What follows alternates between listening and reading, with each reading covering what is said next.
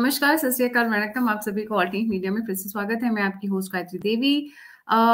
मेरे को इस वक्त नजर नहीं आ रही है, I hope I am live. मतलब yes, now I can see. Okay, so पिछले एक साल के अंदर अचानक से टीएमसी की फंडिंग में 633.38 उछाल आया है। Yes, and that is a cause of concern. क्यों, वो मैं धीरे धीरे आपको समझाऊंगी।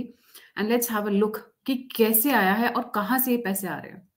एक ऑर्गेनाइजेशन है जिसका नाम है एसोसिएशन फॉर डेमोक्रेटिक रिफॉर्म्स। इनकी एक स्टडी है for 2021-22।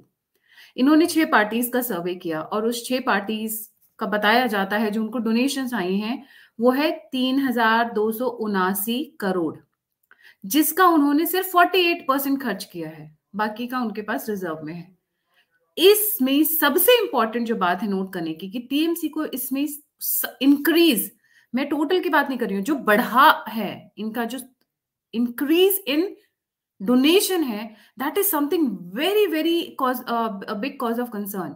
633.36 increase in income. TMC is second to BJP in earning. TMC is a regional party while BJP is a national party, right?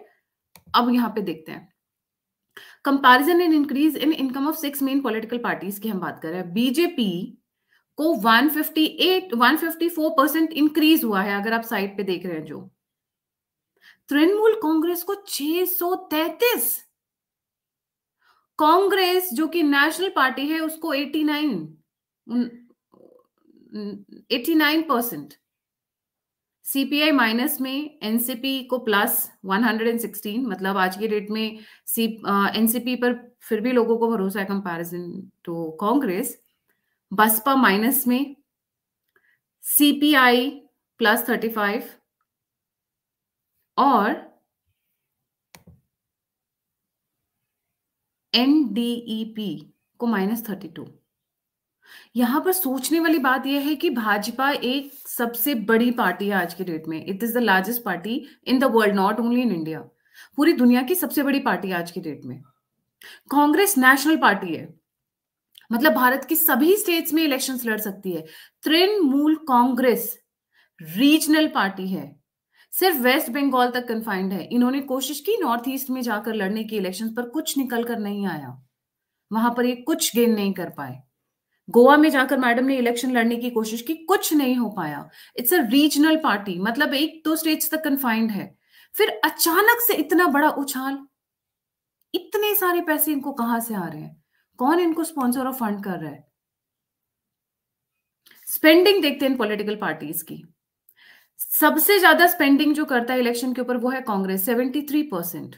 Trinamool Congress 50% के आसपास मान लेते हैं, 49.17 को राउंड ऑफ करके। भाजपा 44% करती है।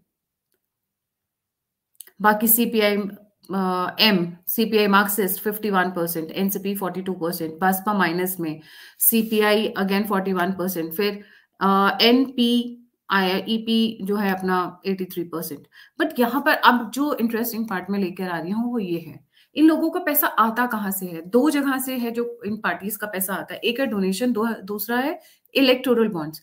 डोनेशन आप 20,000 के नीचे दे रहे हैं तो आपको डिक्लेयर करने की जरूरत नहीं है, that is by your choice कि आप बताना चाहते हैं या आप नहीं बताना चाहते हैं।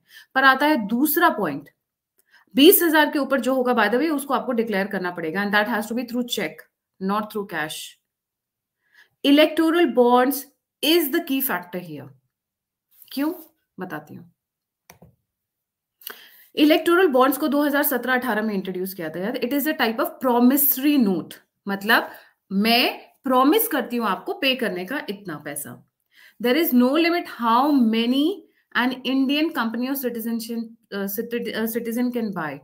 यहां पर जो की फैक्टर है वो ये है कि जो बंदा डोनेट करेगा वो इंडियन होना चाहिए। अगर कोई कंपनी डोनेट कर रही है तो वो इंडिया में रजिस्टर्ड कंपनी होनी चाहिए। Mandatory for party to encash it in 15 days or it goes to PM Care Fund. ये जो प्रोमिसरी नोट है, जब एक ऑर्गेनाइजेशन या एक इंडिविजुअल किसी पार्टी को देता है, अगर आपने 15 दिन में वो बैंक में जाकर डाल दिया और अपने अकाउंट में कैश ट्रांसफर करा लिया तो ठीक है, नहीं कराया तो वो जो पैसा है वो सीधे पीएम केयर फंड में पहुंच जाएगा। और ऐसा हुआ है, ऐसा तकरीबन 26 बार हुआ है। यहां पर जो एक और इंपॉर्टेंट पॉइंट नोट करने का है कि जो प्रोमिसरी नोट है वो एसबीआई इशू करती है, nobody else can issue that.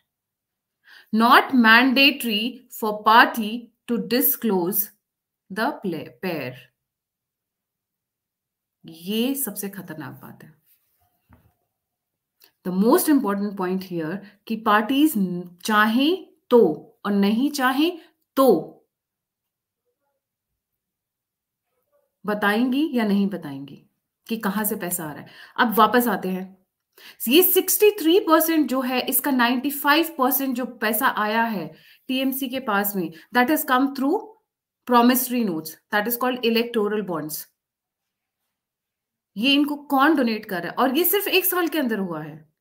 जिस तरीके से अभी होलिगन मच रहा है, जिस तरीके से अमोनियम नाइट्रेट पकड़ा जा रहा है, जिस तरीके से टेररिस्ट पकड़े जा रहे हैं, सिमी के लिंक्स निकल कर आ रहे हैं, आईएसआईएस के कनेक्शंस निकल कर आ रहे हैं वेस्ट बंगाल में, और अचानक से फंडिंग। मैं कहती हूँ, देखिए, कांग्रेस का फिर भी समझ में आता है फंडिंग बढ़ना, because this is a national party. BJP का समझ में आता है नेशनल पार्टी है, सीपीआई का भी समझ, एनसीपी शरद पवार जी की पार्टी का भी समझ में आता है बढ़ना। तृणमूल कांग्रेस अचानक से 633.36% इंक्रीज, ये खतरनाक बात है। इसका मतलब funding is coming from very wrong sources and वो डिस्क्लोज भी नहीं कर रही है, और वो करेंगी भी नहीं, क्योंकि ऑब्वियसली फायदा है वहां पर उन्हें। ये जो इतनी बड़ी फंडिंग आ रही है, कहीं ऐसा तो नहीं कि कुछ बड़ी होने वाली चीज की तरफ इशारा है? क्योंकि जब भी आप वेस्ट बंगाल की बात करते हैं तो वेस्ट बंगाल चिकन नेक का एक बहुत इंपॉर्टेंट हिस्सा है। वेस्ट बंगाल नॉर्थ ईस्ट और भारत के बीच में कनेक्शन है। मैं आपको मैप अगर दिखाना चाहूं तो West Bengal extends till the north eastern parts, और वहां पर आता है आपका सबसे इंपॉर्टेंट एरियाज। वेस्ट बंगाल की जो पॉपुलेशन है वो किसी भी यूरोपियन कंट्री के बराबर है, किसी भी यूरोपियन कंट्री के बराबर है। तो किसी को भी जो यूनियन ऑफ स्टेट्स की बात चल रही है पिछले लंबे टाइम से, यूनियन ऑफ स्टेट्स की बात चल रही है, कहीं ऐसा तो नहीं कि कुछ अलग ही चीजें खिचड़ी पकाई जा रही हैं बीच में? यहां पे मैं आपको जरा मैप दिखाती हूँ जिससे आपको अंदाजा होगा कि इस स्टेट की फंडिंग अगर गलत सोर्सेज से हो रही है तो उसका कितना बड़ा रिपरकशन हो सकता है। कमेंट बॉक्स में आ रहा है, ये देखिए मैप आप। सिक्किम के पास में जो पतला सा कॉरिडोर है जिसको हम कहते हैं चिकन नेक, ये इतना क्रिटिकल स्टेट है जो बांग्लादेश से कनेक्टेड है, जहां पर टेररिस्ट ऑर्गेनाइजेशंस पाई जाती हैं, जहां पर रोहिंग्यास की भरमार है, जहां पर एक ममता बानो जैसी मैडम बैठी हुई हैं जिनका हमें बैकग्राउंड मैंने कल भी डिस्कस किया था, और मैंने कल भी कहा था कि इस स्टेट से रिलेटेड एक बहुत इंपॉर्टेंट है, this kind of funding comes when there is something unruly to happen. Chicken corridor पर लोगों की नजर पहले से ही है, चाइना ऑलरेडी नजर करा कर बैठा हुआ है। कितने सारे लोग हैं जो अभी जेल की हवा खा रहे हैं, वो चिकन नेक के बारे में बात कर रहे हैं, और उसी पर्टिकुलर स्टेट में, उसी पर्टिकुलर सेंसिटिव स्टेट में फंडिंग आना इस लेवल की अच्छा इशारा नहीं है। आप जी कमेंट में एक ले लेती हूँ। गायत्री मैम, आपको हनुमान जन्मोत्सव की हार्दिक शुभकामनाएं। सर, आप सभी को हनुमान जन्मोत्सव की हार्दिक शुभकामनाएं। इन 1 year this massive funding during crucial election time is very strange. Yes, that's what, and I don't know why people are not taking a note of it. इतने इतने जो अभी इनके यहाँ पकड़े जा रहे हैं लोग, right from teachers घोटाला to this घोटाला to that घोटाला, the list is getting endless. Madam के घर पर टॉयलेट के अंदर करोड़ों रुपए मिल रहे हैं, मैं मैडम का नाम नहीं लूंगी। घोष बाबू वैसे बड़े फेमस है अपने रंगरलियों के लिए। This funding should be a cause of concern. This funding, people should be thinking about it. ये आसान नहीं है। इसका मतलब एक और है यहाँ पर जो लोग भूल रहे हैं। इसका मतलब ये है कि ममता बानो इस वक्त अमित शाह जी ने या मोदी जी ने जिस भी तरीके से इनको पिछले 4-6 महीने में चुप कराकर बिठाया था, चाहे अभिषेक बैनर्जी के थ्रू या फिर कुछ और एंगल्स के थ्रू, वो फेल होता हुआ मुझे नजर आ रहा है। She has some very very strong backing और इनको फंडिंग कौन कर रहा है इसके बारे में अब सरोज भाई साहब तो कह ही रहे थे कि हम तो बिलियंस ऑफ रुपीस खर्च करने के लिए तैयार है for regime change in India.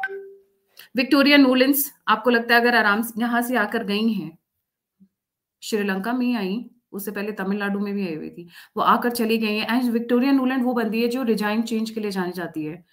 Ukraine Russia war से पहले वो यूक्रेन के कम से कम 50 चक्कर लगा चुकी थी,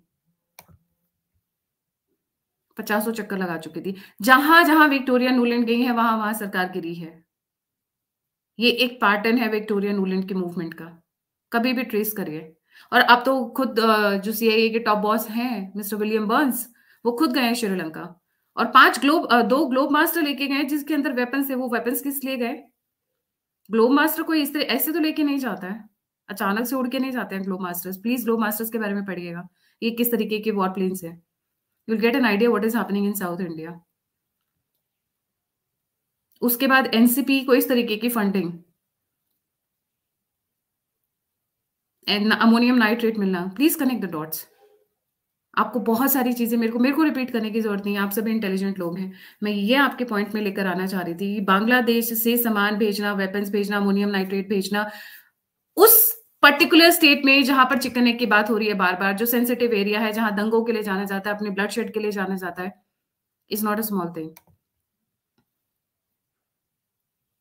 मैं चाहूंगी आप लोग डॉट्स कनेक्ट करें, वैसे तो मैं ऑलरेडी कर ही चुकी हूँ आपके लिए। Thank you so much for joining me. जाने से पहले सभी व्यूअर्स से रिक्वेस्ट है, please don't forget to like, subscribe and share the alternate media. और क्योंकि सभी लोग कहते रहे मैम छोटी छोटी खबर न्यूज लेके आया करो, तो इसलिए मैंने कोशिश की कि मैं अपने प्रोग्राम्स को थोड़ा सा छोटा कर दूं आप लोगों की सहूलियत के लिए। But this kind of funding reflects Mamata Bano is going out of control of Amit Shah and Modi ji. Central arm police forces को जरूर भेजा गया है and I hope it works out. आज काफी हद तक शांति रही है बंगाल में, कुछ देखने को नहीं मिला है, बट इसका मतलब ये नहीं कि वो पीछे से कोई प्लानिंग नहीं कर रही है। अग्नि कन्या कहा जाता है उन्हें बंगाल में, और वो आई भी उसी स्टाइल में थी। एक तरफ ज्योति बसु हाथ जोड़ के खड़े थे और ये इनका ये पोस्चर था। इससे ज्यादा कुछ कहने की जरूरत नहीं है। इसी के साथ जय हिंद, जय श्री राम, हर हर महादेव। आप सभी को हनुमान जयंती की बहुत बहुत शुभकामनाएं। जय हिंद।